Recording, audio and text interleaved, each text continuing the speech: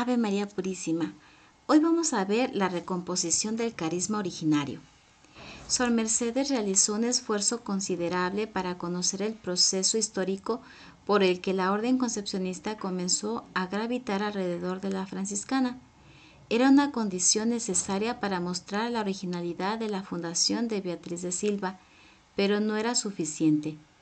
Debería también esforzarse en definir el contenido del carisma que ella legó a su orden, dando origen a una nueva espiritualidad en la Iglesia.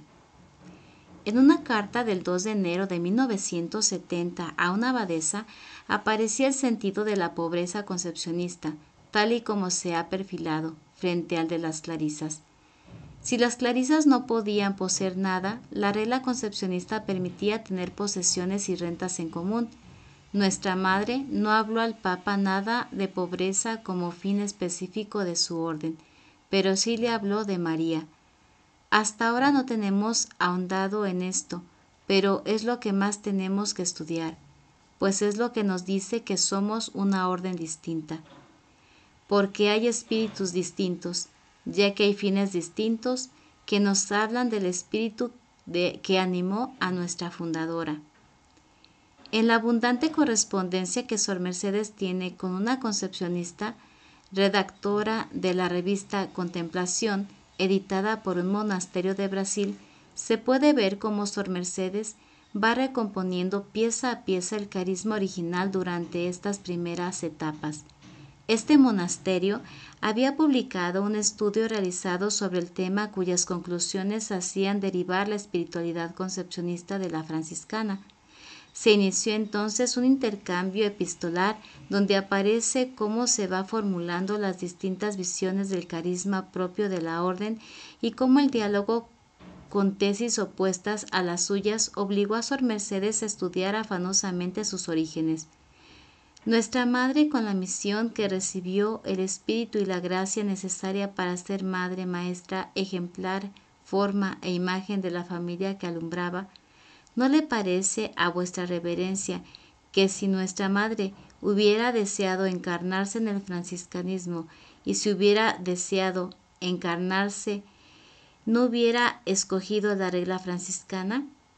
A diferencia de Santa Clara, que no hizo más que recibir el espíritu de San Francisco, como ella misma dice en su regla, nuestra Madre Fundadora posee un carisma fundacional, aprobado por la Iglesia como lo posee cualquier gran fundador.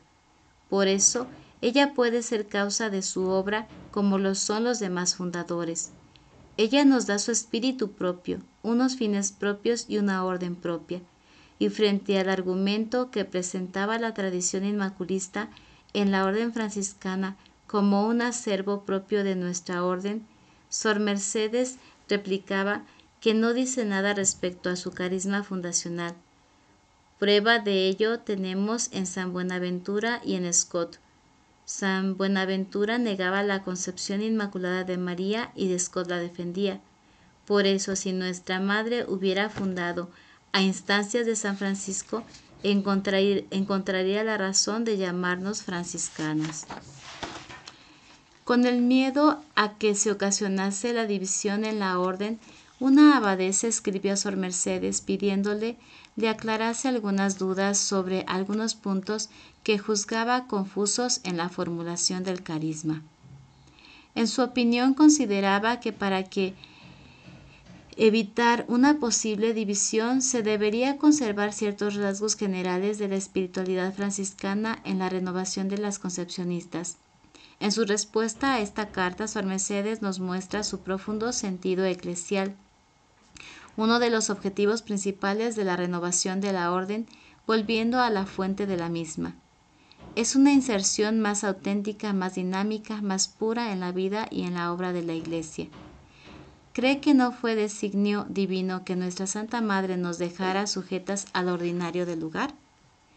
Debemos tener en cuenta que nuestra orden nació con una relación mínima a la franciscana y hoy ha llegado a ser rama franciscana. Por eso en adelante no toleraré que se esgrima el argumento de la división para paralizar el proceso de vuelta a las fuentes. Si para mantener la unidad era necesario renunciar al carisma de Beatriz de Silva, silenciarlo y dejarlo desaparecer de la iglesia? ¿No era un precio demasiado caro? Y por el contrario, el esfuerzo por recuperar y mantener lo específico del carisma concepcionista, ¿no era una exigencia de identidad al mismo? Si según Sor Mercedes ya quedó establecido que históricamente las concepcionistas no debían su origen a la orden franciscana, ¿no debe sacrificar la fidelidad a su carisma propio, suscitado por el Espíritu Santo en Beatriz de Silva? Proceso de renovación como vuelta a las fuentes debería consistir en vivir más fielmente de ser espíritu. Pero no se puede vivir lo que no se conoce. Al haber quedado cubierto por el polvo de la historia, era necesario desempolvarlo, conocerlo, comunicarlo y vivirlo. Otra carta del 10 de junio de 1970 a una abadesa que por entonces estaba en plena sintonía con Sor Mercedes en lo referente a la renovación, aparece por primera vez la invocación del precedente de la concesión hecha al monasterio de San José de Gracia en México. Esta concesión era muy reveladora para ella. En carta del 13 de enero de 1971, otra abadesa insistía en que fue a partir de la aprobación de las constituciones de 1941 cuando se cambió la denominación de las concepcionistas al nombrar a la beata Beatriz de Silva como fundadora de las franciscanas de la Santísima Concepción.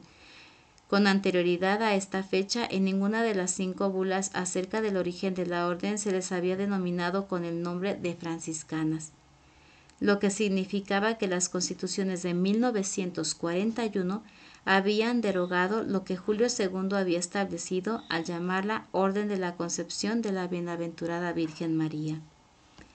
Este dato se convertiría en una certeza fundamental para Sor Mercedes, cuando la reverenda madre Ana Alberdi, presidenta de la Federación Concepcionista, le pedía en carta del 18 de diciembre de 1973 que les pusiese las causas del disgusto que su comunidad de Alcázar muestra hacia las nuevas constituciones y la relación con la orden franciscana. Ella respondía el 30 del mismo mes y año, con el peso de la historia, que la Iglesia nos invita ahora a volver a nuestro ser primigenio, a lo que vivió nuestra fundadora, ni cistercienses ni franciscanas, sino concepcionistas solo y totalmente. Lo marca la bula interuniversa. Eso queremos ser y esas son las causas de no estar de acuerdo con las constituciones mencionadas. Bueno, aquí terminamos esta primera parte y pues vemos cómo estas luces reveladoras de las cartas que se van compartiendo las diferentes abadesas pues van vislumbrando la mente de la Madre Mercedes para seguir pidiéndole al Espíritu Santo su luz para seguir comprendiendo y poder difundir a las demás hermanas concepcionistas ese desempolvar, ¿verdad? Nuestro carisma que por tantos años vivió pues enterrado y nada más se hablaba sobre el franciscanismo. Pero bueno, mañana seguimos con la segunda parte. Dios te bendiga.